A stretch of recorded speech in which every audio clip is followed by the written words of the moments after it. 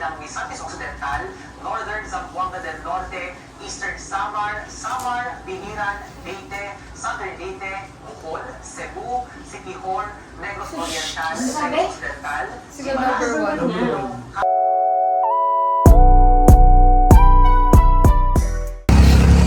Okay lang. Sila, rape. Kailangan pa kasi. Kahit na yung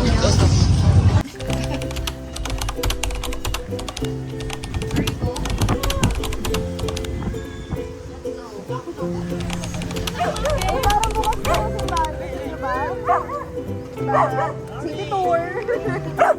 Ang dami nila, ma'am. Hatid nila tayo. Sabi niya, 10 kayo ah. 10 rin kami. Of course. Sampu nga sila. Sampu nga sila. May sampu rin sila.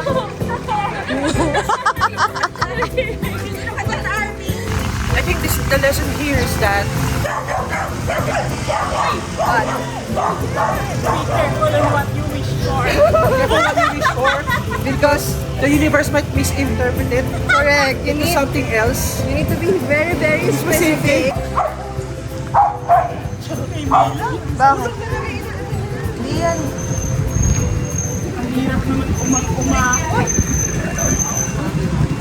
Ito na yung trekking natin for this year.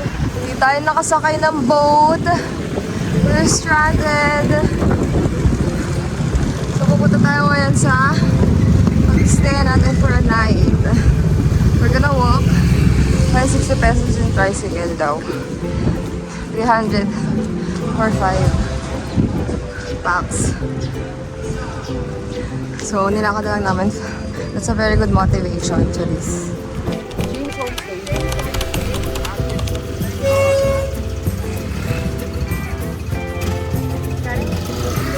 Naisip pa siya kung magkano pa pa. Ano, kaya niyo pa? 150. Apat tayo. 100 na lang. O, 100. Ano, pauwi na kayo, ha? Stranded naman, walang biyahe. Hindi ko alam, bukas mayroon. Good morning, Siquijor. So, nasa-stranded tayo for a day. Dahil sa bagyo, yung bagyo, Benny something. Ayun, so nag-open naman agad din kahapon yung Ocean Jet, tsaka yung Coast Guard to sail. Pero, hindi na kami nakapagsabayan so sobrang dami nang na-cancel kasi Monday, Tuesday yung cancel na mga ng mga boat. So, nag-stay na lang kami ng for a night and then ngayon kami aalis. And then, luckily, hinanap kami ng Cebu Pacific kahapon kasi naka-online booking kami. Tapos, free rebooking. Thank you Lord talaga dun sa part na yun. Free rebooking kami. Hihingi lang kami ng certificate from the Coast Guard na nag-cancel sila ng boat namin. Perfect.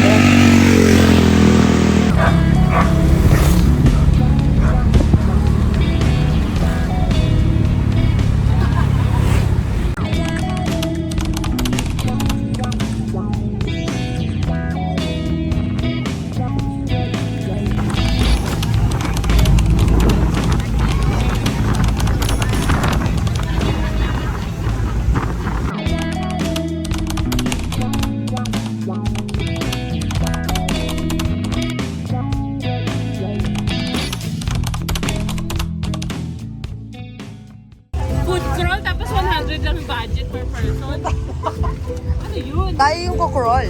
Tayo, crawl pa uwi.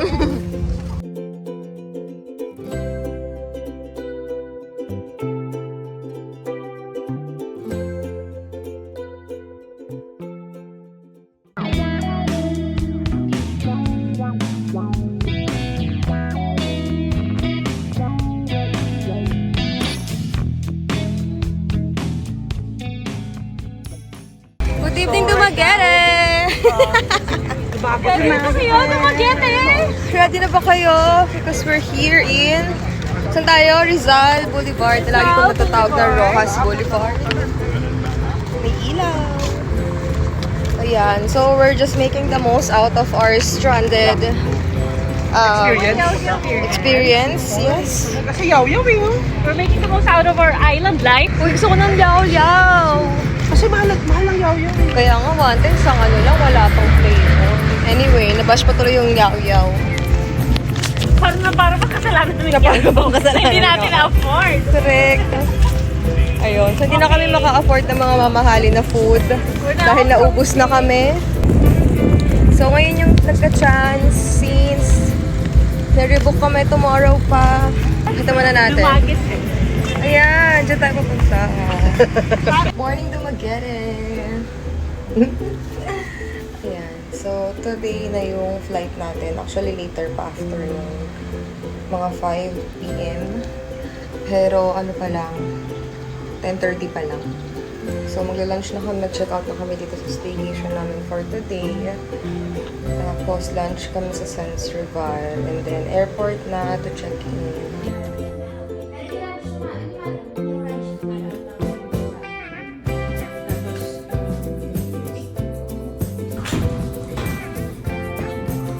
Okay.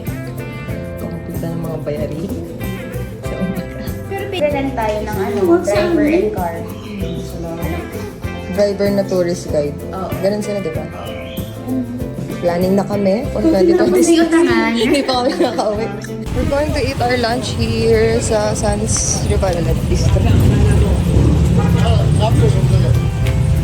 Before anything else, naku, punuan pa ata.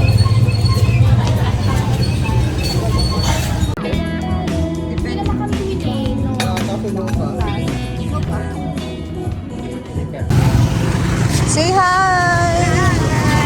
Hi! Now we're going to Silliman University.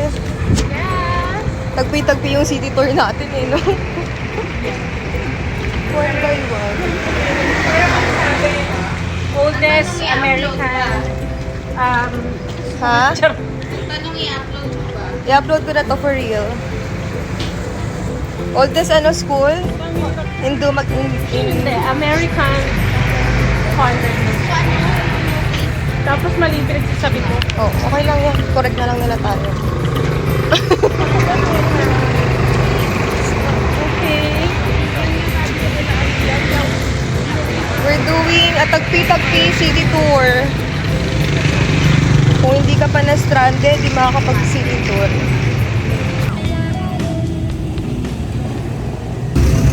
Ito na ba? Start na ba? Oo, ata. Nasa loob na tayo eh.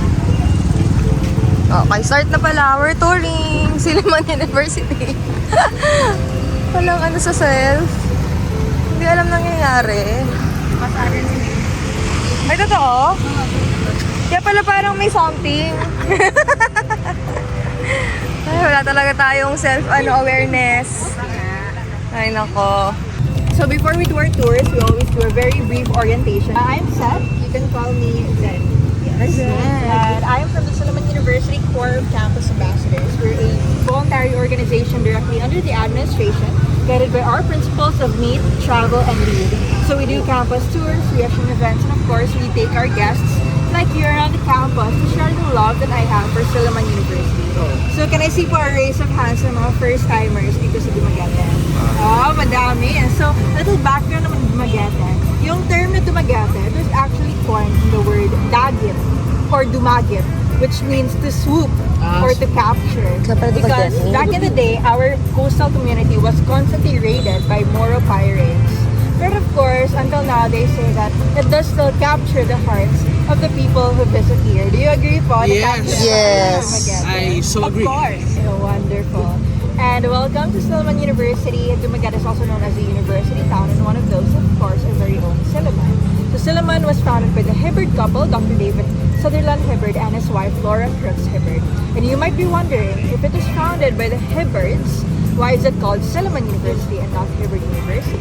Well, that's because we owe its existence to Dr. Horace Brinsmith Silliman, who will soon be celebrating his 200th birthday.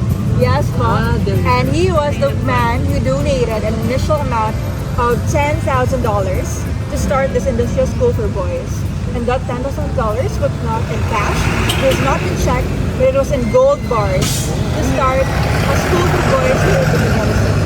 So I hope that as we traverse through this tour together, I'm able to share the wonderful history and mysteries of Silliman with all of you. So we'll do a walking tour, so you can just follow me as we walk. Perfect. So can I ask, what day po kayo naka-arrive dito sa Dumaguete? And how did you hear about Silliman? Thursday last week. Last week pa. Yeah. Sa amin dito. Stranded kami sa Sikihor. Because of the weather. Sa Sikihor. So, how did you hear about Silliman? Narinig ko lang siya sa history. Ako kay Juju on the go. Did you on the go? Yeah. Yes. So, ito yung Hebron couple. They're the ones who arrived to Dumaguete and really started the school. So, medyo tahimik na ito dito because we need to study areas. We'll try our best.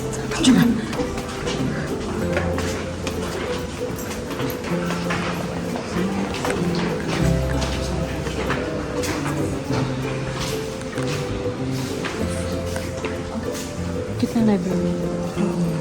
Very cozy. This is where we celebrate our Rupala. So, Ah. full of festivities talaga dito. There are concerts, there are booths, selling a lot of food. And of course, right next to it is our Silliman University Gymnasium. Yung pink.